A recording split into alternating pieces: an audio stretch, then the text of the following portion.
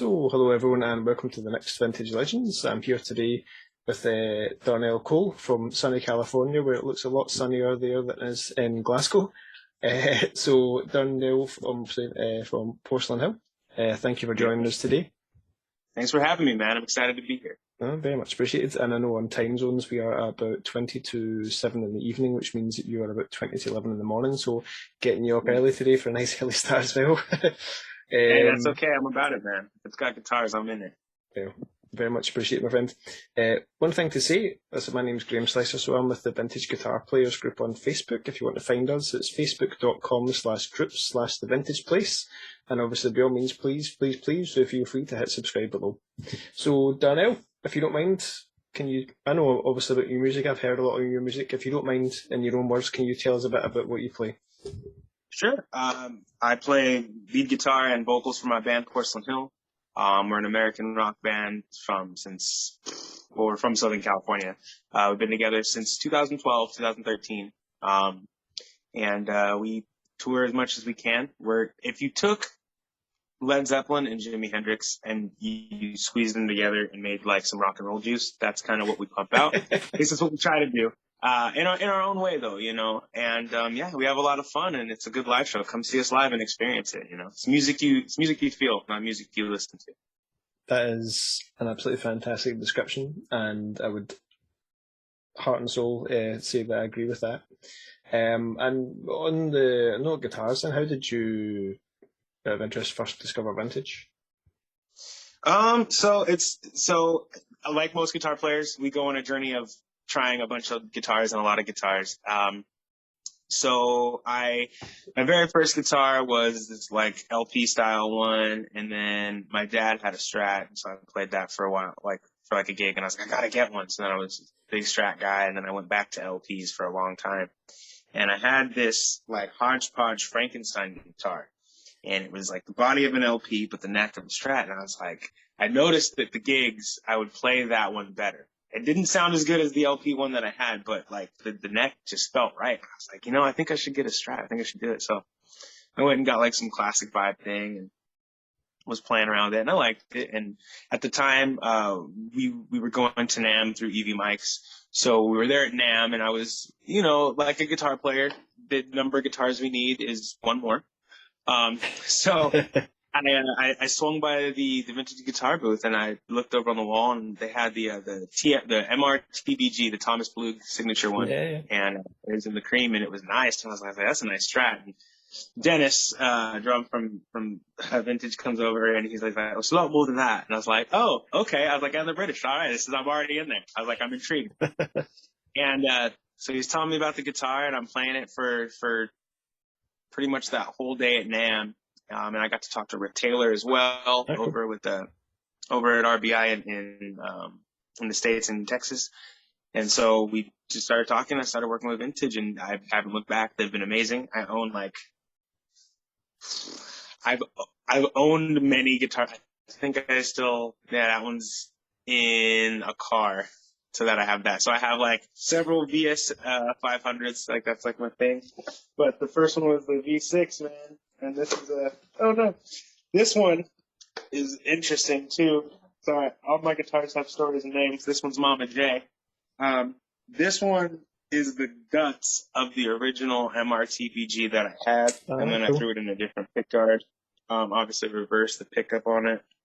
I kept the treble bleed on there, but instead of whatever the push button did originally, which I forget at this time because it's the bucket switch. I have it go so that it can select the neck and bridge at the same time.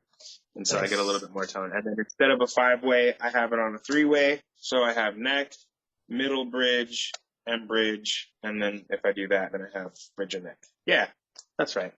Awesome. And then we played a wedding, and I caught the garter, so it goes on the guitar. So yeah, that's kind of how I got involved with Nice. That's nice. And obviously from here, that's a kind of shell pink.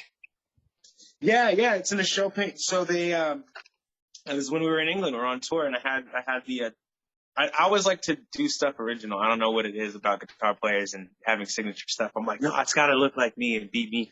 So originally I had it as a gold body.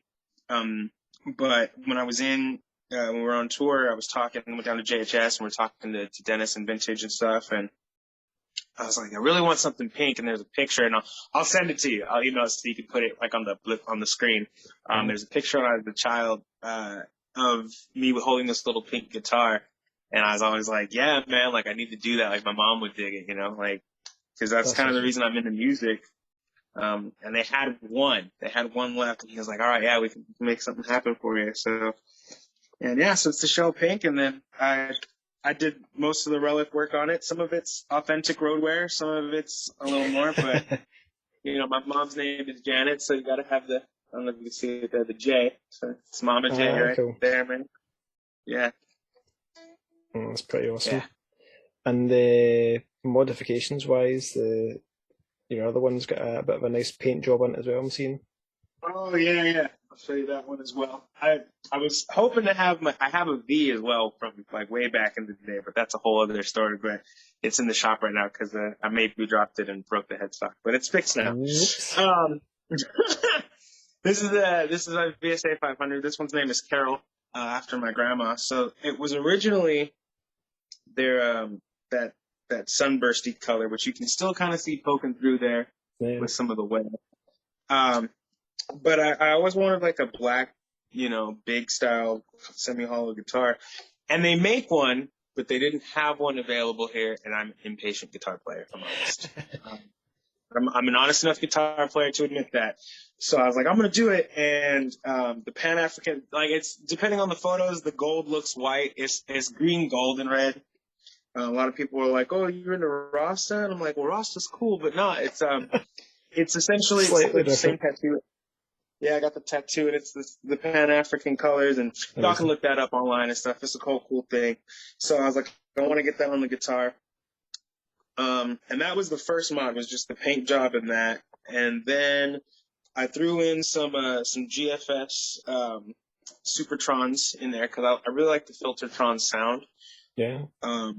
That or Vintage makes Wilkinson has the zebra pickups, which were the first ones that I put in here. They're the ones off the Lemon Drop, I believe. Okay. Up to that VS 100. They also sound really nice. I'm actually really, really happy with those as well, and they were in this for the whole first time that I had it. Cool. But I changed it still. But they're still good pickups. Anyway, so then I did that, and then Joe Doe Guitars, who does a lot of stuff with Vintage. I got the Confused poker chip right there. Yeah, I see that. That's nice. Got to get the cool stuff. And then I threw a Bigsby on it, and originally I was going to use the Vibramate one, so I didn't actually have to drill into the guitar. But I'm not taking it off, and my luthier is good, so I wanted a guitar that does the jangly thing. So yeah, it's got that. And that's pretty much honestly all the modifications there. If I ever do anything else, I'd sell half flat. I also have a gold tooth smile because one of these is gold and the rest is silver. That's so good. It's the little things. That's the thing. Yeah, I think very much with guitars, I think it's pretty cool over time where these things do sort of become a little more personalised and not quite just off the shelf. And they're totally different, obviously, which is awesome. Even just the little things, like I've got one of the 2 prototype Silverburst V100s just now, and had changed that up to stick a set of zebra humbuckers in it instead of the chrome ones, which looks pretty cool. They've done obviously that with the VS6 limited edition one, but I thought it looks pretty cool, so I'm gonna do that, and it means I can use the I can tap the coil as well. So pretty cool. Guitars wise, so obviously there's so many different manufacturers out there. What attracts you to playing vintage? So I think the biggest way to explain why, because I've had people ask me before, they're like, well, why don't you just go with a more name brand? Why don't you go with a bigger brand? And I'm like, well, for one, Vintage is a big brand. They've been around a lot longer than people think. So to me, they're a main brand. But also, I feel like you're getting premier quality without all the hullabaloo, So like I've played custom shop Fenders before. I've played custom shop Gibsons, and there's a magic to be said for them. Like, I'm not saying that some of these other brands don't have their own thing going for it. Yeah.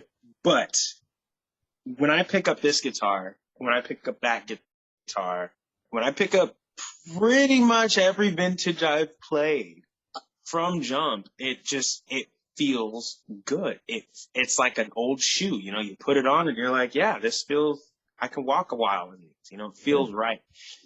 There's a home feeling to it. There's not, something about the way it holds, like the way it vibrates with your body, and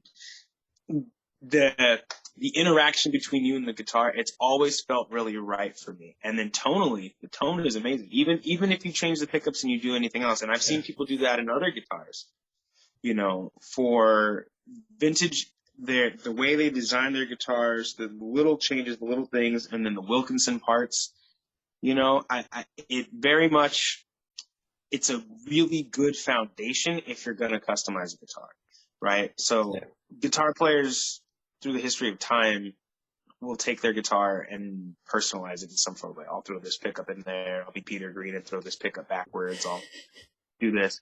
But some guitars, you do that and you really break the thing about that guitar that makes it magical. Whereas with vintage, like it's such a good platform, kind of like really good amps that can take pedals. Vintage is really good at taking mods as well. Like, it sounds great out of the box, but if you do something to it, it's still going to sound great. And I think that's, for me, that's a huge thing, because I don't like the same thing that everybody else has. I want it to sound like me. That's the thing. I think very genuinely, like I say, it's just nice to be able to have, not that you have to, but it's nice to be able to. You could walk into a room of guitars, and if they're all the same, that one's yours, that sort of thing. Yeah. For hygiene reasons and nothing else. But well, not only that too, but if someone ever nicks a guitar from me, man, I already know. I'm like, nah, that's mine. Like, you can't sell that. And have it be. Yeah. People are gonna know. No, exactly. And I think as well, we before this interview had kind of touched on, I suppose, just various different interactions we've had with vintage, and they seem to be, I suppose, the best way to kind of put it, quite kind of in many ways, although they are expanding, still really pretty kind of grassroots, really still pretty in touch with the players and stuff, which is really an amazing thing. It is. I mean, even the group, I like that the group's very supportive, and, some forums and outlets and groups for certain brands, it's like, if you're not touring or, doing stadiums, they don't care, but it's very much a community of people, on the vintage group, that it's really nice. Like, I see new players, I see old players, I see, players that are doing it like myself, and just trying to get to that next step level. And there's people who play their guitar once a month, for their kids or whatever. And everyone's really supportive there. So it's really nice. It's nice to see that. Yeah, and I think very, very genuinely, again, I know this is something we've kind of talked about, but very genuinely with, with the group and all sorts, and the actual purpose of us doing, obviously these interviews is basically just to showcase the hands into which these guitars end up going all over the world, and to kind of show that there's people from all sorts of different places, different walks of life, that have walked in different shoes from me and from you, that they pick up these guitars, and to hear a bit more about what they do with them, and find out where we can find out more about the music, where they're playing, all sorts of things. Like I said, it's a lot of things that bring us together, I think, in that. Yeah, for sure. If you were to get another guitar, not necessarily saying if you were to pick another one and mod one, but let's just say Vintage going to approach you, and we've got the Darnell Cole signature model, right? What are we going to see? What would you think then for your own dream guitar for them? It's got to be a banjo with 16s on it. No, 16 strings. 16-string Yeah, banjo. You 16 heard it string here. banjo, man, just to really get in there. No, it'd be their VSA. It's the black one with the really cool binding. I forget the model number, but it's Okay. their black VSA. It's got the block inlays. I think it's got the gold hardware. It would have a Bigsby on it because that's a must. Um, it would have humbuckers in it, something with like decently high output, or at least for sure the bridge would be high output, maybe a little bit more standard PAF if we didn't do some sort of Wilkinson brand filtertron. And I think if I was gonna do any other like mod to it that would be cool, would be like one of the things here would I could pull it and it would just go direct out, just straight from the jack in. Just to have something that was a little bit more wild. I think that'd be cool. Yeah, that'd be pretty awesome. I would like to see that. Bigsby and some hot pickup sounds good. And Yeah. now obviously on the note of gigging and such, I know you guys were across here last year, which is pretty cool given all the restrictions and such. You actually managed to go transatlantic and everything, so pretty cool. Yeah. Having Yeah, had a little it's nosy, and I've seen obviously you've got some more tour planned for venturing to these shores again. So tell us more. What have you got coming up in terms of gigging, in terms of music recording? What's happening? Yeah. So we just released 2 new singles. So we have our song "Make Love" and our song "Mercy," which is out on all streaming platforms right now. By the time we tour UK again here in April, coming up, April 4th through the 19th, it's a 2-week run. We're going to be doing our Good Time, Not a Long Time UK tour. Nice. And it's going to be accompanied by our Good Time, Not a Long Time EP, which will be out by then, featuring these 2 singles and 2 more coming out. So we got a lot of good things rolling. We got new shirts coming out. We're playing the HRH Blues Festival over in Sheffield, Cool. at the O2. And then we have all our other dates are announced. Like we're going to be at the Waterloo in Blackpool. We're playing the Cavern Club in Liverpool. Very nice. Where else are we going to be? Percy's Cafe Bar over in Whitchurch, Shropshire area. Louth, the Private Hotel. Newark, we're going to be at the Flying Circus. I'm trying to make sure I shout out all the people that really super help us. Hallamshire House Check. Like, I'm telling you, a lot of places, man. Yeah, it's gonna be cool. And it's our shortest UK run that we've ever done because our first one was like 3 months, and then we did 6 months, and then a month and a half. So I'm gonna have to say though, if you don't come up here next time, we're gonna have a fallout. No, I know. So we've been trying to come up to Scotland several times. We've done Bannerman's twice. I wanna get up into Glasgow. This tour was it was tight, and it was very, I think, but we are planning to come back in the summer, closer to like September, October, or maybe even like August, September. So Nice. Scotland's on the list. So we're gonna make that happen. You can come any time of the year. It's still going to be raining, so it's okay. Yeah, no, we're used to the cold at this point, so we're fine. Awesome. And finally, where can we check out your music? Where can we find you? Where can we find you on social media? Check us out on any streaming platform. We're on Apple Music, iTunes, Spotify, Deezer, Tidal, YouTube. That's the best way. If you want to stay in contact with us, we're on Facebook at Porcelain Hill. Our Instagram recently got hacked, so we had to get a whole new one. Make sure you guys update all your email information, man, because that was I think that's how they got in, was through an old email we had. But everything's good now. So the new Instagram is at Porcelain Hill Official, all one word. Come say hi, come say hello, stay connected. Like I said, we got new music, we got new music videos, we got this tour, we got a lot of things on the horizon coming out, and we'd love to share it with you guys. So, Excellent. And wholeheartedly encourage everyone to check them out. Absolutely amazing. Watching my P's and Q's there, as I say that, watching the swears, but yeah, absolutely amazing. Definitely worth checking out. Thank you so much. Awesome. And thank you to Darnell for joining us today. Appreciate it, man. No problem. It was fun to be here. Cheers, man.